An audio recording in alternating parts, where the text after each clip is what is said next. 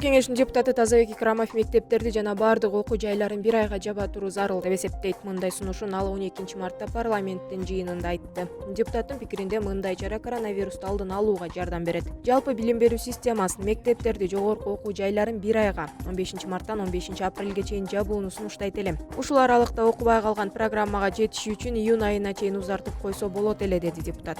Соңку маалыматтар боюнча Кытайдан чыккан вирус дүйнөнүн 110дон ашуун өлкөсүнө тарап, дээрлик 118 миң адамга жукту. Алардын көбү кытайлыктар. 4200дөн ашуун адам каза болуп, 60 миңдей айыгып чыккан. Эпидемиологиялык абал курч өлкөлөрдөн жашырынып келген жарандар жоопкерчиликке тартылат. Бул тууралуу вице-премьер-министр Алтынай Өмүрбекова АКШ өкмөтүнүн жугуштуу оорудан сактануу каражаттарын кабыл алуу иш-чарасынан соң билдирди.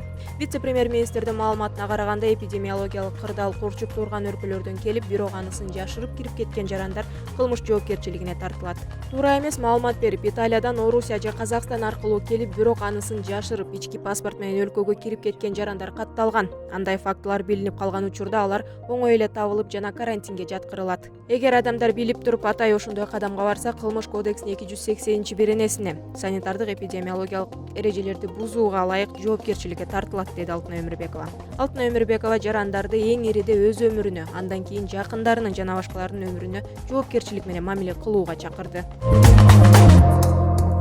Профсоюздар үйүндө бүгүн 12 марттар Профсоюздар Федерациясынын төрагасы Мирбек Асанакунов менен белгисиз жигиттердин арасында уруш чыкты. Болжолдуу маалыматтар боюнча Асанакуновду иш бөлмөсүнө киргизбей койшкан. Алар өздөрүн жеке күзөтчүнүн кызматкерлери деп тааныштырып, төраганы иш бөлмөгө киргизбөө буйругун аткарып жаткандыгын билдиришкен.